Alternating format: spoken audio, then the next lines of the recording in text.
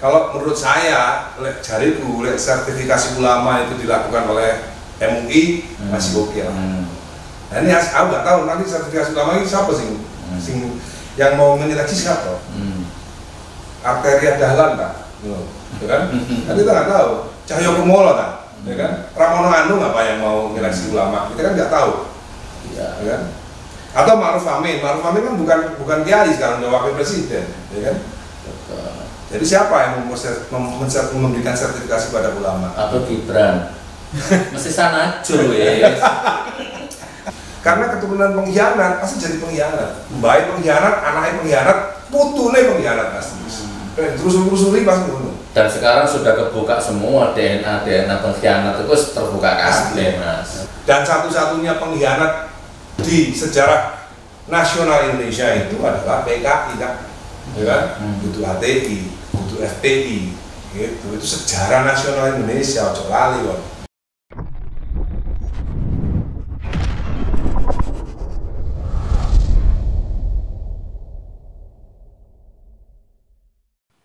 GoPro. Aku 2 kali rene Mas Dani yo. Iya. Kesanku ku siji nang sampean memang imajinasine sampean ku memang tinggi. Dimensi jin ono, dimensi ulama ono, tasawuf ono ndek kene ku yo. Sufistik ono. Lek gak duwe dimensi tinggi gak apa jenenge imajinasi tinggi gak wani ngene iki. Lek sing ruangan kono mau aurane campur aduk lah. Ngono jin kono kabeh wis lah yo. Maksudnya maksiat apa? Lah nek kene iki rada terang. Kayak uka-uka.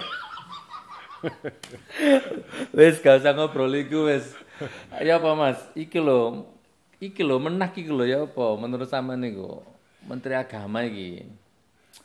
Wis. Tapi sadurunge ngomong menak ae, secara umum sik ae. Bang rezim iki ngene ya. Ya, menurut saya, ya memang sebenarnya Jokowi salah pilih sebenarnya, salah pilih, karena ya memang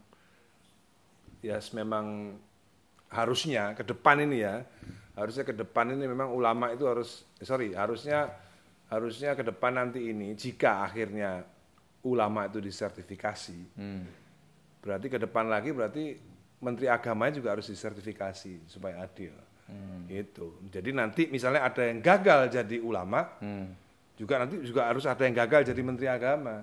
Ketika disertifikasi bahwa Menteri Agama misalnya harus bisa bahasa Arab, kan? Minimal Menteri Agama minimal hafal juz amma lah, nggak usah hafal Al-Quran lah. Hafal 30 juz terlalu banyak.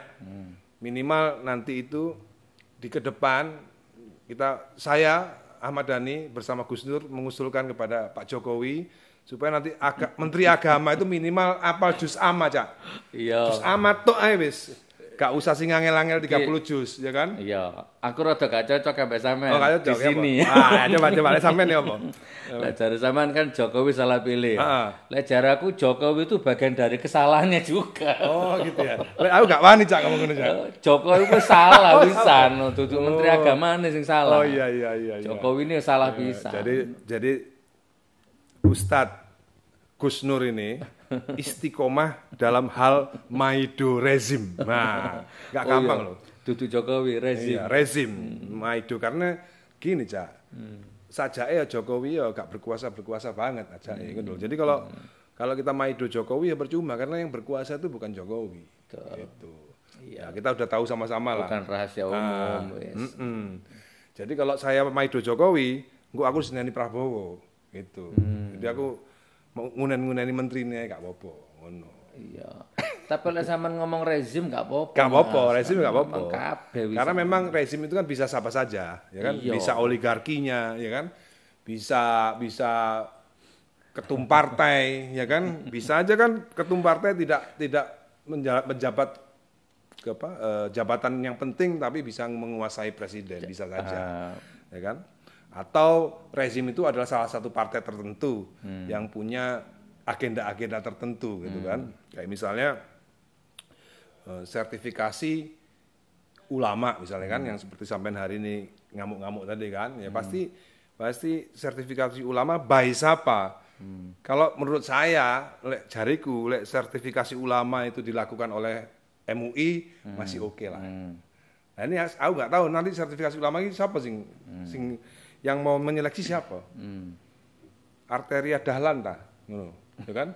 Kan kita nggak tahu. Cahyokumolo ta, ya kan? Pramono Anung apa yang mau menyeleksi ulama? Kita kan nggak tahu, ya kan? Atau Ma'ruf Amin kan bukan kiai sekarang udah wakil presiden, ya kan? Betul. Jadi siapa yang memberikan sertifikasi pada ulama? Atau gitu? Gibran. Mesti sanajur wis. Mesti sanajur. Ayo rek, sopo rek jarimu rek? Gibran. Sopo wis sing enggak kita ngomong sing mbek nang Jawa Timur lho, mbek Jawa Tengah. Sopo sing ngape sertifikasi ulama iki sopo? Ayo ngomong sopo? Ayo. Gibran. Sopo? Ulama sopo sing ngape memberikan sertifikasi ulama iki sopo?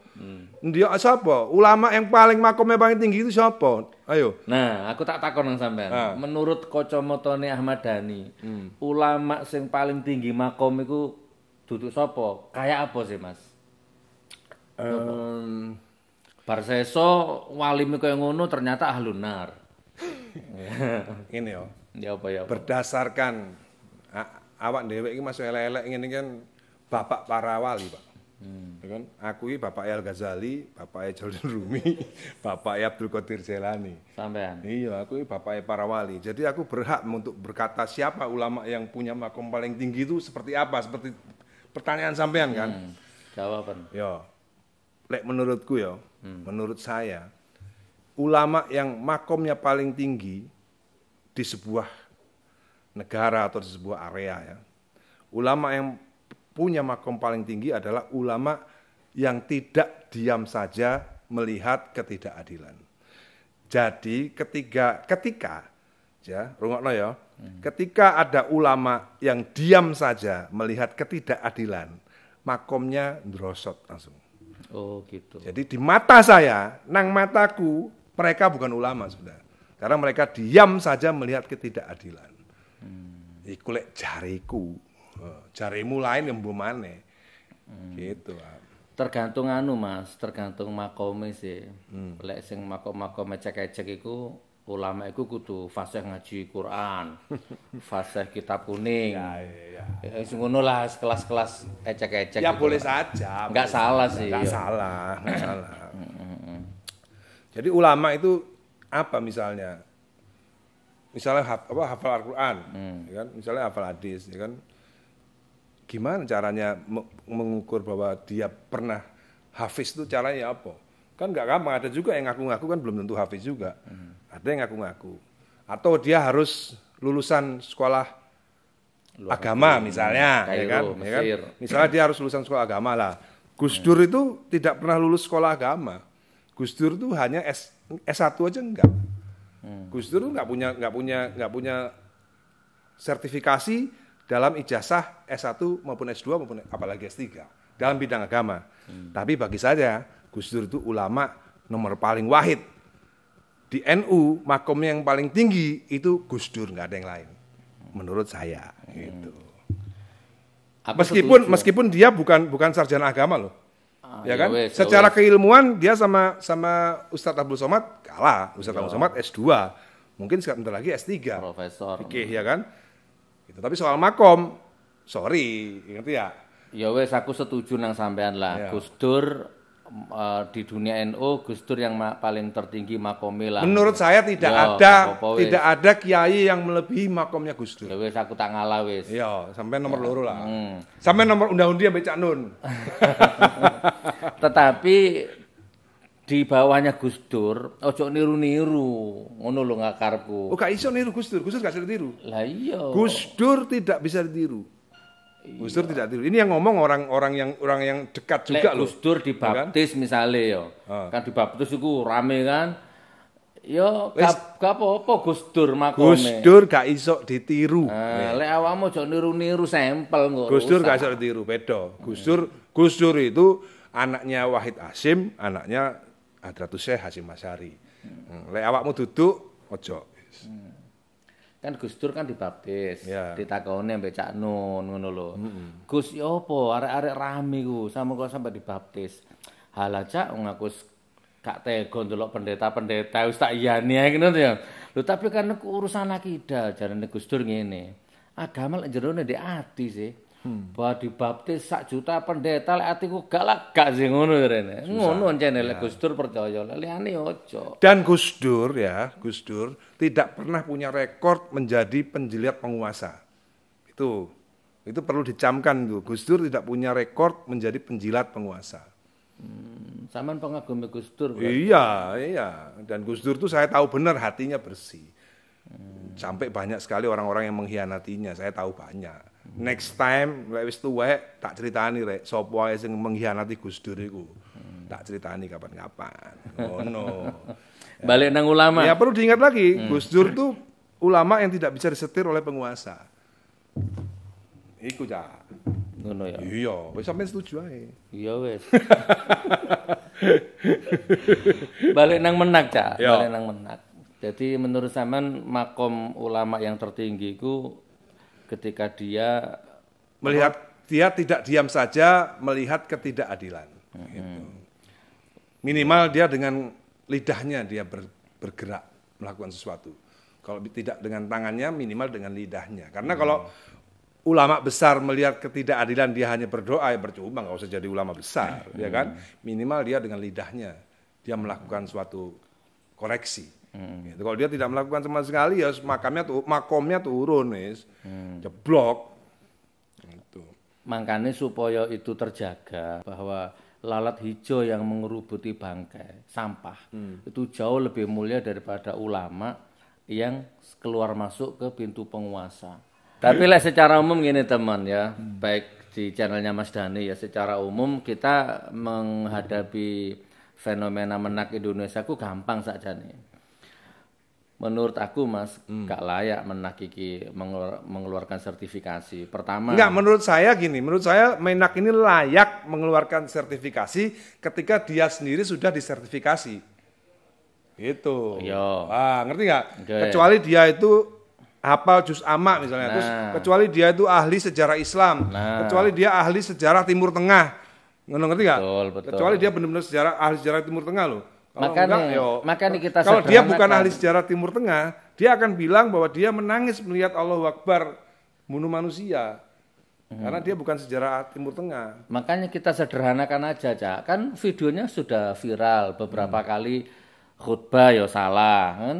Ya. Baca ayat ya salah, kan itu aja sudah standar. Jadi kita hidup di sebuah rezim orang yang benar-benar darahnya Pancasila, filosofis kayak Prof Suteki misalnya ya, malah dibuang-buang, difitnah, malah diganti artis yang Pancasila nggak apal, ngono lho paribasannya aja. Habib Rizik misalkan, FPI, sopolah, saman sempurnano. Orang-orang yang jujur, ya kan, tidak pernah makan uang rakyat, nggak pernah merugikan negara, dibuang-buang, difitnah-fitnah, didolimi. Sementara orang-orang kayak Mendikbud, kayak Menak, sing ngawur kok ngono malah dapat panggung. Ngono lho, Mas, secara umum aja saiki. Ya nggak apa-apa kan, itu kan salah satu jalan juga. Jalan Allah untuk menghancurkan Ya, rezim ini mungkin, kan ngono ya. mungkin juga kan ada salah satu jalan, kan ada jalan yang agak lama, ada jalan yang cepat. Ada jalan yang mau jatuhin orang tapi tarik yang tempat tinggi supaya jatuhnya kroso gitu kan. Kita kan semua kan ya kita percaya kepada Allah bersama orang-orang yang sabar. Jadi masih sampean muring-muring terus, masih sampean maido terus. Ya sabar itu harus tetap dijaga gitu. Karena Allah bersama orang-orang yang sabar. Gitu. Sabar aku, Cak. Aku itu penyabar banget. Iya, aku roh. Murang-muringku ku nang sopo. Di dalam Al-Qur'an juga ada tuntunannya. Kalau tuntunannya gak wani aku. Dilarang ngomong kasar, ngomong jelek secara terang-terangan kecuali kamu dalam Keadaan tertekan dan terzolimi. Lah, aku per menit terdolimi aku. Jadi ngamuk, gak masalah. Memang. Sementing istiqomah, gak jilat. Istiqomah maido. Aku krungu-krungu ya, aku dapat bocoran. Jari sama harus diceluk karo Pak Jokowi jari. Rahasia. Aku dapat bocoran. Mas Dhani ini ternyata sudah berapa kali di lobi, tapi nggak gelem. Rahasia. Oh rahasia ya. Rahasia. Tak dongakno sampean gak gelem terus istiqomah yo. Iya. Wis apa? Ya wis jadi intine ngono ya. Intinya ustadz-ustadz ini mau disertifikasi asalkan Menteri Agamanya itu juga disertifikasi terlebih dahulu gitu. Minimal nanti ke depan tuh Menteri Agama itu ada fit and proper test di DPR MPR gitu. Jadi Menteri Agama nanti dites minimal apal juz amma. Kalau apal 30 juz alhamdulillah, juz amma sih gitu minimal. Terus nanti dites pertanyaan-pertanyaan soal sejarah Islam, sejarah khilafah. Paling penting itu sejarah khilafah. Soalnya kalau Menteri Agama nggak tahu sejarah khilafah berbahaya gitu. Jadi harus disertifikasi dulu. Kalau nanti anggota DPR perlu juru sertifikasi, saya bisa dipanggil untuk ngetes Menteri Agama. Ya, dia punya pemahaman sejarah agama yang matang atau tidak gitu. Kayaknya bukan menak itu, Cak. Memang rezim ini kan bukan dia yang mengeluarkan ide, itu bukan dia, ada di belakang, Mas. Kabeh ku duduk dhewe kabeh wisan, sampean paham maksudku. Makanya lewat wong tanah digusur gitu. Nangis di video. Tolong Pak Jokowi, saya tahu orang baik, aku mbatin goblok kon. Itu kan satu sistem ya. Ya kan, lah sama lapor jaluk tolong nang Jokowi yang penggusuran itu juga terjadi juga bagian karena sistem rezim iki ngono lho. Kok sampean mau ngomong, iku Pak Jokowi salah milih, aku gak setuju. Iya. Gak salah milih, memang Pak Jokowi yang bagian dari salahi menak iku pisan kan ngono. Iya. Masuk.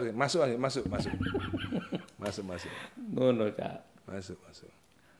Jadi kita ya tugas kita cuman maido aja, ya kan? Karena kita tidak punya kekuatan apa-apa selain doa dan maido. Karena penting, karena maido harus maido terus supaya ada denyut perlawanan itu meskipun kecil itu harus tetap ada. Nggak boleh mati gitu. Meskipun demokrasi sedang sekarat, kita harus tetap diberi ventilator supaya demokrasi ini tetap hidup. Gitu. Ventilator itu sampean, aku itu ventilatornya. Jadi dakwah itu sakjane dakwah itu hidup. Dakwah itu ngaji itu kayak angin berembus ngono ya. Kalau memang negara ini aman, baldatun thayyibatun wa rabbun ghafur ya, rakyatnya makmur, sampean hidupnya makmur, kabeh wis tenang, loh jinawi paribasane ya kita ceramahnya santun ngono lho Mas. Ya sing dibahas swarga-swarga ae wis. Lek negarane dalam kondisi aman kan ngono ya, rakyat makmur. Jadi mengikuti Mas. Ada sebab akibat maksud sampean kan. Lah negarane misale ngene ceramah swarga, ya memang harus ada sing ceramah swarga wis ono Ustaz Hidayat, Ustaz Abdul Somad. Enggak, menurut aku itu kudu ono ustadz yang memang ceramahnya membangun karakter national building. Jadi harus ada ustadz atau kiai, habib yang ceramahnya itu membangun karakter bangsa. Karena bangsa kita ini memang kan banyak pengkhianatnya itu banyak dari zaman dulu banyak. Yang mengkhianati Pangeran Diponegoro, yang mengkhianati Imam Bonjol banyak banget. Yang mengkhianati perjuangan Soekarno juga ada. Banyak pengkhianat dari zaman dulu, banyak pengkhianat. Zamannya Amangkurat I, Amangkurat II, itu memang pengkhianatnya banyak. Jadi memang kalau ada sertifikasi pengkhianat, banyak yang nggak masuk DPR juga. Kok ditres ini bapaknya sapa iki, mbae sapa iki. Jancuk iki mbae PKI kok iso mlebu kene. DPR. Nah, jadi harusnya tidak hanya Menak yang dikatakan harus sertifikasi, tapi juga anggota DPR juga harus disertifikasi. Karena keturunan pengkhianat pasti jadi pengkhianat. Mbae pengkhianat, anaknya pengkhianat, putune pengkhianat pasti. Terus-terusuri pasti ngono. Dan sekarang sudah kebuka semua DNA pengkhianat itu terbuka kabeh, Mas. Pasti. Dan satu-satunya pengkhianat di sejarah nasional Indonesia itu adalah PKI, Cak. Ya kan? Duduk HTI, duduk FPI. Itu sejarah nasional Indonesia, ojo lali kon. Iya, lapo ngeroweng terus soal khilafah itu. Khilafah gak tau mengkhianati Indonesia. Ya kan? Sing mengkhianati Indonesia iki PKI. Iku sejarah. Ngono. Berarti lek ana wong kekeh khilafah, kemungkinan dia buzzer, influencer, penjilat, jongos ya. Ya. Ngene lho. Iki sing rada penting maneh ya. tahun 65 itu kenapa PKI bisa berkuasa? Karena ada Nasakom. Ya kan? Ada nasionalis, agama dan komunis. Nasionalisnya kini wis seru Partai PNI. Ya kan? Komunisnya kini seru PKI. Lah agama niki sapa? Lah wong-wong biyen sing dukung Nasakom biyen iki yang dari sisi agama Islam ini sapa iki? Anak-anaknya kudu disertifikasi. Karena dulu mbambae melok Nasakom, Islam tapi melok Nasakom, mbambae, anake putune pasti yo ndukung Nasakom. Iku pasti. Perlu disertifikasi juga itu. Genetik soalnya. Genetik wis ta. Enggak mungkin enggak. Iya. Serigala punya anak serigala, Pak. Harimau mana harimau. Harimau mana macan mana tetap ngarum, Mbak, masih cilik. Ngono. Sunatullah ngono ya. Iya, kucing duwe anak ya ngeong. Dan sakjane iki cetha sakjane, cetha welo-welo sakjane, Cak. Itu kan sebenarnya dalam ajaran Al-Qur'an kan sebenarnya banyak tanda-tanda di dunia ini yang sudah kita berikan untuk kamu yang berpikir. Gitu. Jika kamu seandainya bisa menggunakan akal pikiranmu, ngono rek. Ngono. Mudah-mudahan pengkhianat tidak punya keturunan pengkhianat, tapi rata-rata ya pengkhianat punya keturunan pengkhianat. Jadi kita harus sertifikasi terus mulai sekarang. Siapa ini? Iki anake sapa? Mbae sapa iki? Biyen melok Nasakom apa gak iki? Lho iki Islam iki. Lho tapi kok mbelok PKI? Oh, berarti mbae iki biyen tau melok PKI bareng PKI iki mbae pasti iki. Ngono, masih Islam agamane. Ngono lho. Dan siap-siap ya. 2 periode iki siap-siap. Iki kan geger terus kan dari periode pertama, periode kedua, macam-macam. Sekarang kan radikal, menak. Bu meni sapa meneh gitu loh, Mas. Jadi memang kita hidup di zaman yang dari satu masalah ke masalah yang lain nih, Mas. Dari blunder satu ke blunder yang lain. Enggak, kalau lek jariku intine iku Pancasila kabeh diganti Ekasila mbek Trisila. Intine iku ya. Jadi lek ustad, ulama, habaib yang enggak setuju sama Trisila dan Ekasila iku radikal. Ngono lho, intine ngono. Pokoke lek ustad gak setuju Trisila ambek Ekasila berarti radikal. Dan konsep radikal itu saya yakin bukan 100% dari otaknya menak, enggak, Mas. Bisa jadi juga dia dipilih untuk itu. Iya, wis ono remote bisa. Tapi dia dipilih untuk itu. Karena memang basicnya dia juga seperti itu. Dan yang milih itu ya sutradarae iku ndak pernah muncul di TV, Mas Dani. Ndak pernah masuk di koran. Nama niku gak dikenal ngono. Tapi dhewe Indonesia ku wis ndek cekelane dhewe ngene wisan. Ono lah, ono. Iya sampean ro ya. Sampean ambek aku sing ro ya. Habib Rizik ro. Habib Bahar ro, sampean ro. Ngono lho, Mas. Ngono lho ya dulur kabeh ya. Intinya siapa saja. Nanti itu intinya siapa saja diulangi lagi. Ustadz, ulama, habib yang tidak setuju Ekasila dan Trisila adalah ulama radikal. Ngono wis. Assalamualaikum warahmatullahi wabarakatuh. Waalaikumsalam warahmatullahi wabarakatuh.